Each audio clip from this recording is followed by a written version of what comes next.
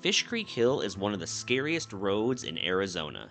It's a small section on the Historic Apache Trail, and besides boasting some of the most breathtaking views in the entire state, it's also known for its sheer drop-offs, sharp turns, and a 1,500-foot drop in elevation over the course of a mile.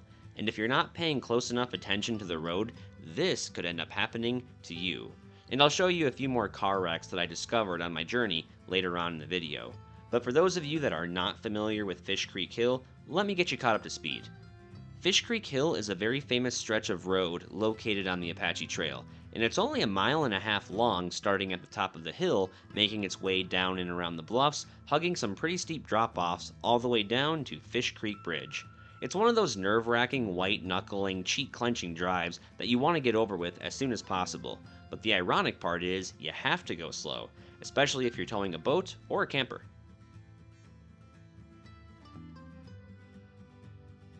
The Apache Trail is a 39-mile-long road that starts in Apache Junction, Arizona.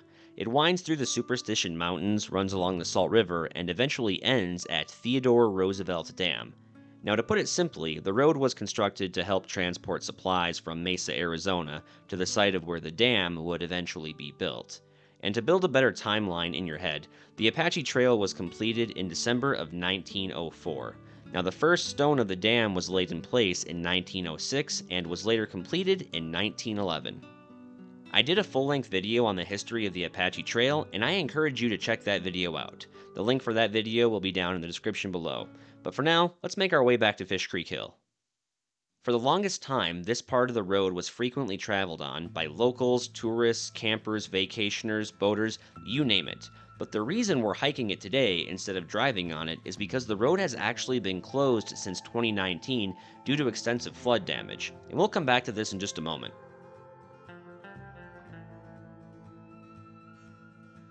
The first few minutes as I was walking on the trail, the road seemed to be just fine, no different than any other time that I had been on it in the past. But as I continued on my journey, signs of erosion slowly started to become more visible. At this point in the hike, though, it wasn't anything that the average sedan couldn't handle. Now, a few minutes later, I struck up a conversation with another group of hikers, and they had informed me that they spotted a red Jeep about halfway down the canyon, and this is right near one of the sharpest turns on Fish Creek Hill. Now, if you ask me, I would speculate they probably took the turn going way too fast, lost control, and the rest is history. Here's what we saw.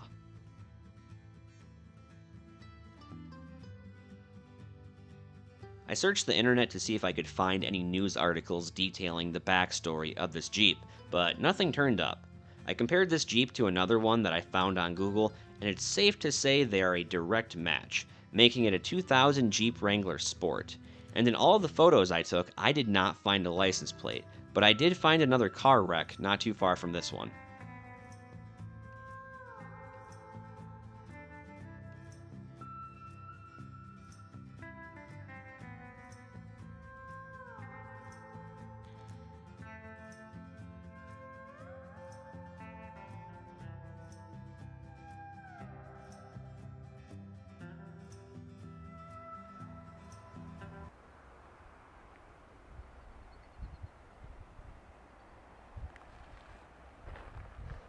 I do believe coming up here in just a few minutes, the part of the road where there's just a bunch of boulders that have been dumped on the road itself, that's coming up. So that's the part I'm really interested to see. And then we're gonna hike all the way down to Fish Creek Bridge. And I don't know how much further we're gonna go after that, but there's still a lot to see here, so keep watching. Just to give you guys an idea of how flimsy and unreliable these barriers are. Well, I wouldn't say they're completely unreliable, but I mean, okay, yeah, that's pretty unreliable. Certain parts are more, stable than others. And then, of course, if you go over right here, that is a long way down. I always tell people that come out here, one of the most beautiful hikes in Arizona can also be one of the scariest and most treacherous and deadly if you do not know what you're doing or if you're not paying attention to the road. All right, so right down there where that little cave is, that is where Fish Creek Bridge is, and that's where we are gonna hike to today. And I do believe those boulders that are covering the road somewhere right down there. So we have a little bit of a hike yet to do. But I mean, so far, the majority of the trail, even right here, virtually untouched. Not too bad a shape.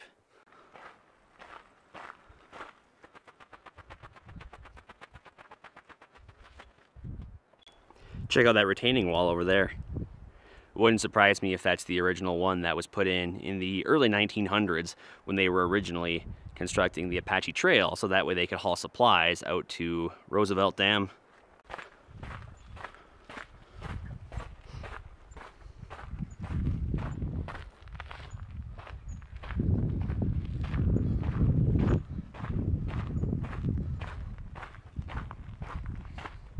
Well, that's definitely a part of the road right there that's going to need a little TLC. All the more water that comes down here, it's just going to erode it further and further and further. You add more vehicle traffic to that, it's just going to get worse and worse. Look at how green it is out here, though. For people that haven't been out here and aren't familiar with the area, probably not going to notice the difference, but we've had a lot of rain recently, and it's mid-March right now. Like I said, we've had a lot of rain, and it is very green and vibrant out here. But that also means forest fire season is right around the corner, so it's going to breed a lot of fuel for that. Hopefully not, though.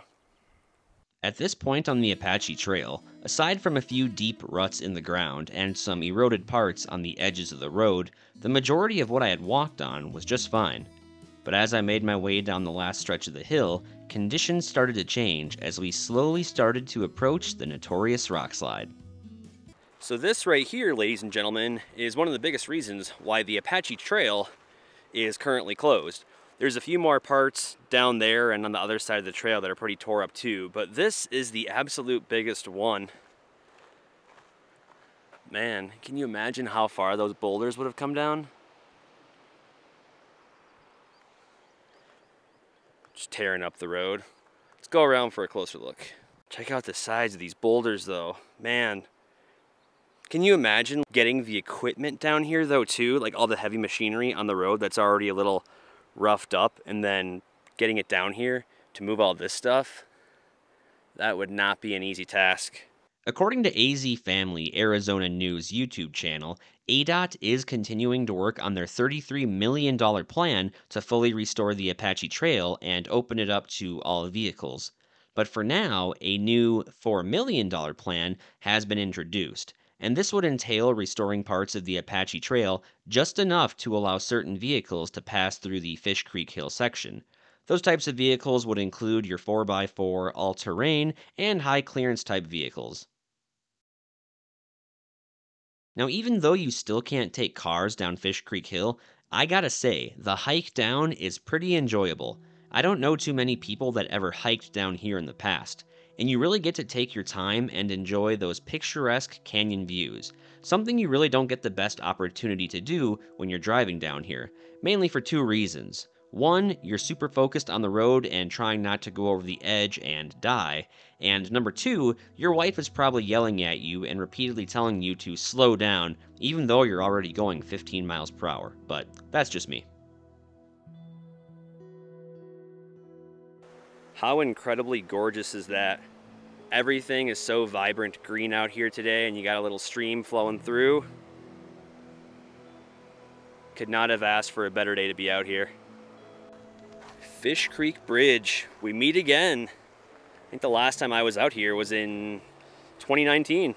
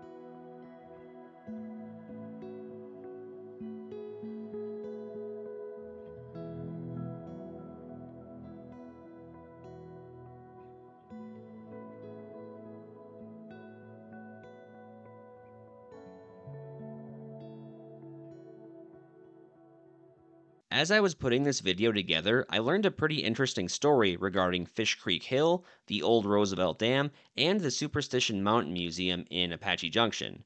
Now, for those of you that don't know, this is what the original Roosevelt Dam looked like when it was completed in 1911. Back in those days, it stood at a whopping 280 feet tall, and you could even drive across the dam. Now, the height of the dam was eventually increased in the 1990s to allow more storage capacity in the reservoir, and a bridge was put in to allow traffic to go from one side to the other before they could start modifications on the dam. But in order to make the necessary modifications to the dam, the top layer of it had to be removed. The original dam was put together by thousands of individual stone blocks that were cut out of the nearby canyon walls. Each stone block weighed anywhere from 800 to 1,000 pounds. Once the additions to the new Roosevelt Dam were completed, all these stone blocks from the old dam just sat around at a quarry for quite some time. Some were damaged and others were well intact. Now, for the stone blocks that were not damaged, they were eventually transported to the Superstition Mountain Museum, where they can still be seen to this very day. Most of them are situated at the amphitheater, which is used fairly often for special events such as weddings, banquets, musical performances, and so forth. Additional stone blocks can also be located toward the entrance of the museum. Now, this is where things start to get interesting. The plan was to load the blocks onto the bed of a 1969 Ford cab-over truck and make multiple trips from Roosevelt Lake to Apache Junction. The major concern was deciding which route to take. Heading east to Globe, Arizona, and then backtracking west to Apache Junction would have been overkill in terms of the amount of time it would have taken.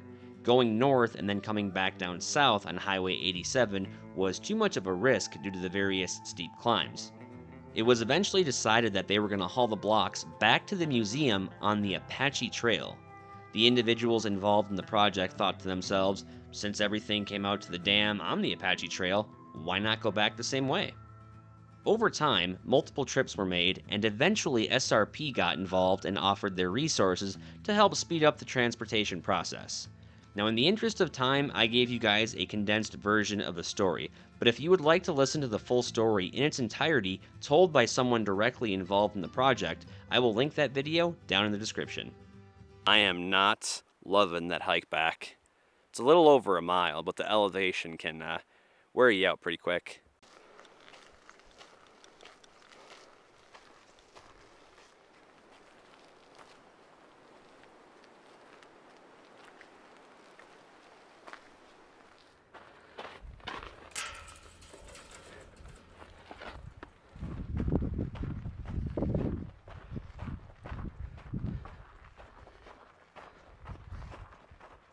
So this little area right here where the road's a little wider, this would have been one of those areas where if you have an RV coming down and then you have an RV coming up, this would allow just enough room for one to pull over to the side so the other could get through.